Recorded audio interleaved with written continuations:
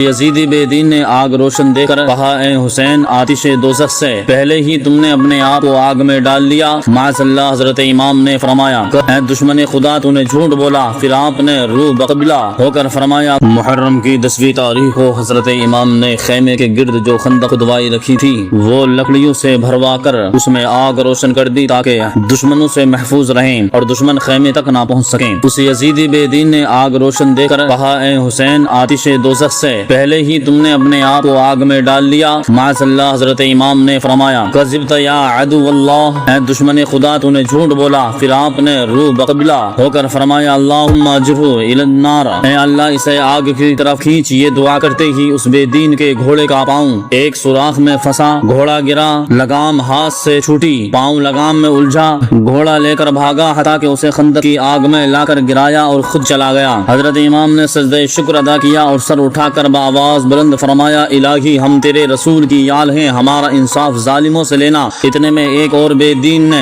حضرت امام رضی اللہ تعالی عنہ کو مخاطب کر کے کہا، دیکھ اے حسین، نہر فرات کیسی موجیں مار رہی ہے مگر اس سے تجھے ایک قطرہ بھی نہیں نصیب ہوگا، یوں ہی پیاسا قتل کیا جائے گا۔ امام یہ سن کر زردہ ہوئے اور آبدیدہ ہو کر دعا فرمائی، الہی اسے پیاسا مار۔ یکایک اس کے گھوڑے نے اسے گرایا، یہ اٹھ کر کھڑا ہوا، پکڑنے دوڑا پھرا، پیاس غالب ہوئی، پیاس پیاس پیاس پیاس کرتا رہا مگر حلق سے پانی نہ اترا، آخر اسی پیاس کی حالت میں مر گیا۔ حضرت امام حسین رضی اللہ تعالی عنہ کے محبوب تھے، خدا آپ کی سنتا تھا مگر شہادت چونکہ آپ کے نام لکھی جا چکی تھی اور اللہ اور رسول کی یہی مرضی تھی، اس لیے آپ راضی برضائے حق تھے اور آپ نے بکمال صبر و رضا جام شہادت نوش فرمایا۔ یزیدیوں نے جب بہر صورت حضرت امام حسین رضی اللہ تعالی عنہ سے لڑنا کی چاہا تو حضرت امام رضی اللہ تعالی عنہ نے بھی امامہ رسول باندھ کر ذوالفقار حیدر کرار ہاتھ میں لے کر اور ناقہ پر سوار ہو کر میدان میں تشریف لائے اور قریب لشکر ابن سعد ہو کر فرمایا، اے عراق والو، تم خوب جانتے ہو کہ میں نواس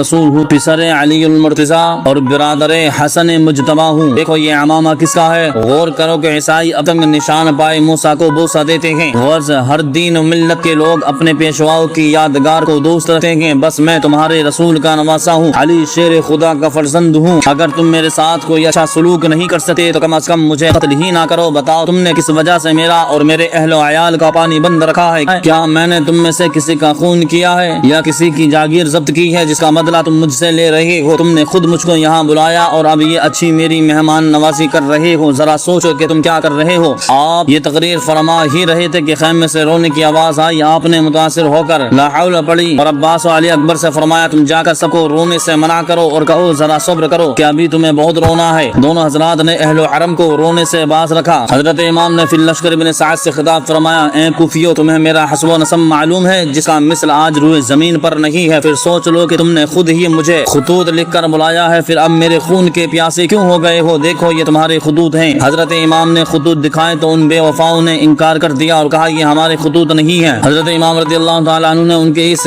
انکار کو دیکھ کر فرمایا، بحمداللہ حجت تمام ہوئی، مجھ پر کوئی حجت نہ رہی۔ حضرت امام رضی اللہ تعالی عنہ آخر تک یہی چاہتے رہے کہ یہ لوگ اپنی بے وفائی سے باز آئیں اور میرے خون ناحق سے اپنے ہاتھ نہ رگیں، مگر ان بدبختوں کے نصیب ہی برے تھے، اس لیے وہ اپنے ظلم و ستم سے باز نہ آئے۔